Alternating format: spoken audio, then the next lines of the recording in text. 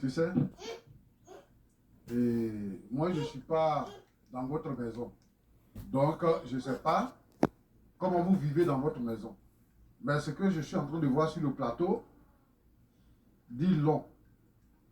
Parce que tu te présentes comme une femme vraiment autoritaire.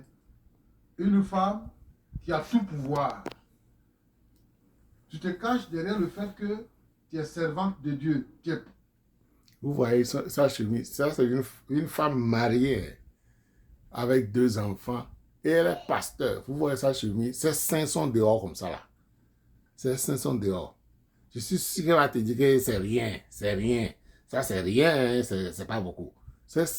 Comment tu portes une chemise pour aller sur un show qui est télévisé mondialement et puis tes seins sont dehors comme ça là.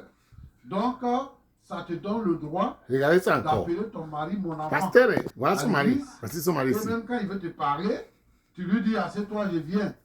Tu as dit ici sur ce plateau que c'est ton fidèle. Elle va te dire que c'est rien.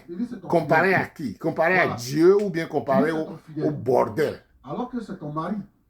Et il a dit que si tu continues de le traiter comme ça, lui va te laisser, tu dis qu'il va mourir. Vous écoutez ça là, je vais le jouer. Je vais le jouer. La femme dit que elle veut que son mari soit soumis à elle parce qu'elle est pasteur. À l'église, elle appelle son mari mon fils, mon fidèle. Assois-toi là-bas. Elle n'a pas de respect pour son mari, ni à l'église, ni à la maison. Si au moins à l'église, je peux comprendre ça un peu. Un peu. Un peu. Je ne dis pas que je vais comprendre, parce qu'il est ton mari. Tu es pasteur, mais ça ne veut pas dire que ton mari sera balai quand il est à l'église avec toi. Elle lui parle n'importe comment à l'église et à la maison, parce qu'elle dit que je suis son berger. Elle dit qu'elle est son berger parce qu'elle est née de nouveau avant lui. Donc elle dit qu'elle veille sur son âme et il doit se soumettre à elle. Elle dit que si le mari ne le fait pas, le mari va mourir. Vous écoutez là? Pasteur qui dit qu'elle reçoit révélation de Dieu. Écoutez. Et moi, je ne suis pas dans votre maison.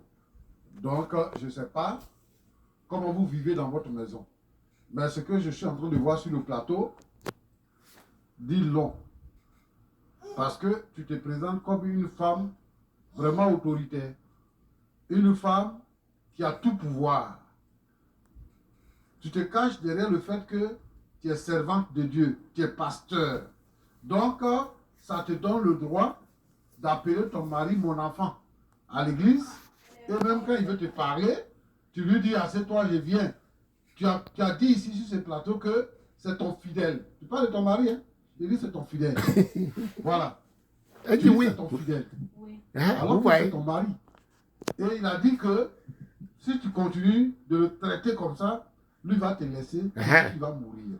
Elle dit qu'il va mourir. Est-ce que c'est Dieu qui lui a révélé ça? La Bible encourage les pasteurs à prononcer des paroles de malédiction ou les paroles de mort sur les chrétiens, ou bien sur sa femme ou bien sur son mari. Écoutez, que la Bible encourage... Ok, je vais jouer ceci encore, parce qu'on avait fait une discussion avec certains amis. C'est pas tout le monde qui voit ceci, qui connaît la discussion là. Quand on a le titre de pasteur, c'est différent. Votre comportement doit être entièrement différent. Ce qu'un chrétien normal, un chrétien normal, comme si un chrétien anormal, n'est-ce pas? Un chrétien régulier va faire, toi pasteur là, ton comportement doit dépasser ça. Donc écoutez ce que le gars va dire. Tu parles de ton mari, hein? Il dit c'est ton fidèle. Voilà. Tu dis c'est ton fidèle. Oui. Elle dit que oui. C'est ton mari. Et il a dit que si tu continues de le traiter comme ça, lui va te laisser, tu dis qu'il va mourir. Vous écoutez là? Est-ce que la Bible encourage les pasteurs à prononcer des paroles de malédiction ou les paroles de mort sur les chrétiens, ou bien sur sa femme ou bien sur son mari? Est-ce que la Bible encourage ça? Non, la Bible ne l'encourage pas. Mais ta révélation, les révélations que tu as reçues là t'encouragent à dire ça. C'est une révélation, c'est Dieu qui te révèle les choses. Vous écoutez, vous comprenez là. C'est pas Dieu. Hein. Donc, elle a problème avec son mari. Elle ne se soumet pas à son mari. Et elle dit que Dieu lui a révélé que si son mari ne se soumet pas à elle, Ce qui est contradictoire à la Bible, hein. La Bible dit que c'est la femme qui doit se soumettre, non. Et l'autre, elle dit que il va dans mon église, je suis son pasteur, je suis chrétien avant lui, donc je suis son supérieur spirituel, quoi.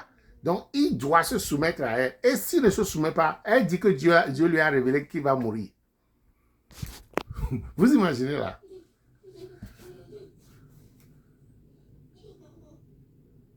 Ce qu'on a, je sais, là. C'est pas lui, hein. Le gars dit que le Dieu que moi je sais, c'est pas lui. L'amour de Dieu, Jésus est mort pour nous. Écoutez. Les révélations que tu as reçues là t'encouragent à dire ça. C'est une révélation, c'est Qui Dieu. te révèle les choses même. C'est pas Dieu qui l'a révélé. Elle est fâchée contre son mari. Elle veut l'intimider. C'est pas lui, hein. C'est pas lui. C'est pas Dieu. C'est pas lui. L'amour de Dieu. L'amour de Dieu. Jésus est mort pour nous. Jésus est mort à la croix pour que nous ayons la vie. Donc, Jésus ne peut pas, Dieu ne peut pas tuer un homme parce que sa femme est pasteur et que sa femme prend de l'autorité sur lui, donc Dieu va le tuer. Si tu ne l'aimes plus là, il faut le laisser. Au lieu de chercher à le tuer là, si tu ne l'aimes plus, il faut le laisser. Et puis moi je suis pasteur. Si toi tu es pasteur, je suis devenu pasteur avant toi. Et donc le message du pasteur là, c'est un message bibliocentrique et christocentrique. Nous, on n'est pas des gens qui sont portés sur le fait des rêves ou bien de l'imagination. Parce qu'on veut que cela soit. Donc on dit ça. Bibliocentrique, christocentrique. Qui prononcent les paroles de mort. Je vais arrêter ceci pour dire quelque chose ici. Que nous sommes, les pasteurs sont des gens bibliocentriques, Bible et centre, centré sur la Bible. Et christocentrique, centré sur Christ. Ok, je vais dire quelque chose ici.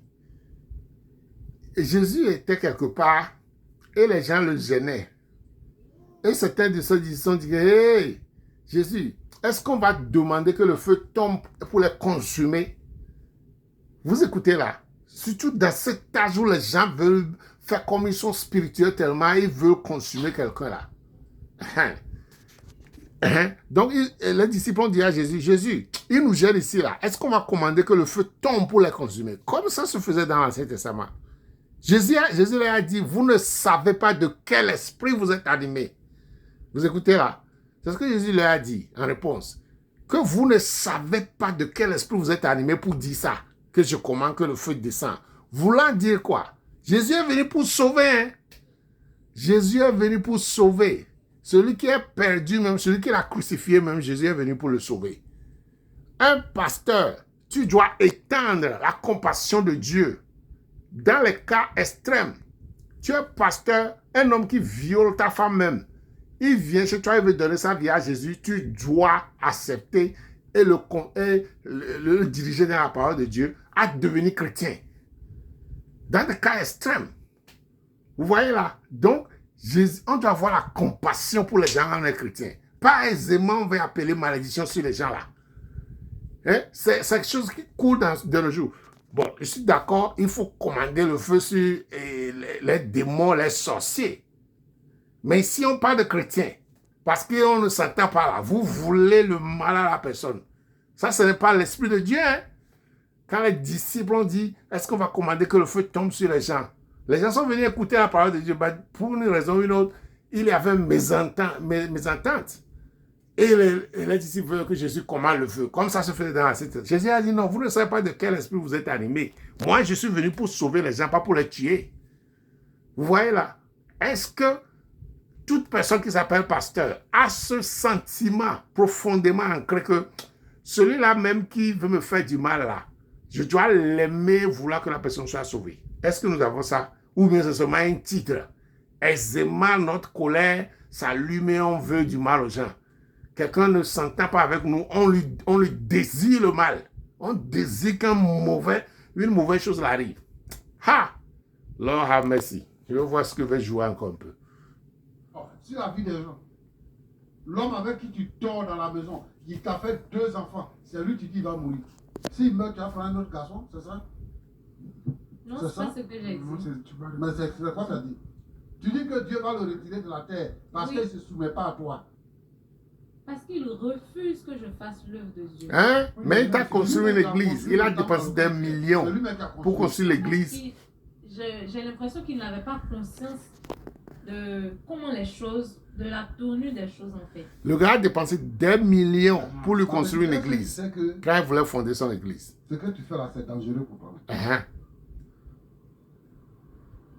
Est-ce que tu sais que c'est dangereux pour toi? Tu es orgueilleuse, hein? Tu n'es pas soumise, tu es très arrogante. Et tu mens en plus. Parce que tu te dis pasteur. Vraiment, si tu es Regardez, pasteur, ça c'est si tu pasteur. n'es pas pasteur, Elle vient pour être télévisée. C'est 500 dehors comme ça là. tu es pasteur ailleurs. Si elle bouge un peu là, tout va sortir bam.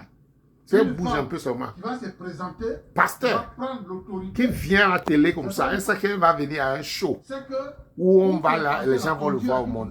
Donc quand elle sort dehors, elle s'habille comment? Ce serait pire. c'est pas le même Dieu compris. Et c'est celle qui dit qu'elle a la révélation de Dieu. Je vais la gifler en Aujourd'hui, là, cadence.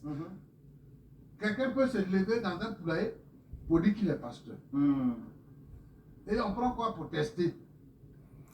Ok, je vous laisse, que Dieu nous aide. Vraiment, c'est pas la blague. Hein. Ça dit que s'amuser que je suis pasteur là, c'est pas la, c'est une grande responsabilité devant Dieu. Quoi. Je vous laisse, que Dieu nous garde.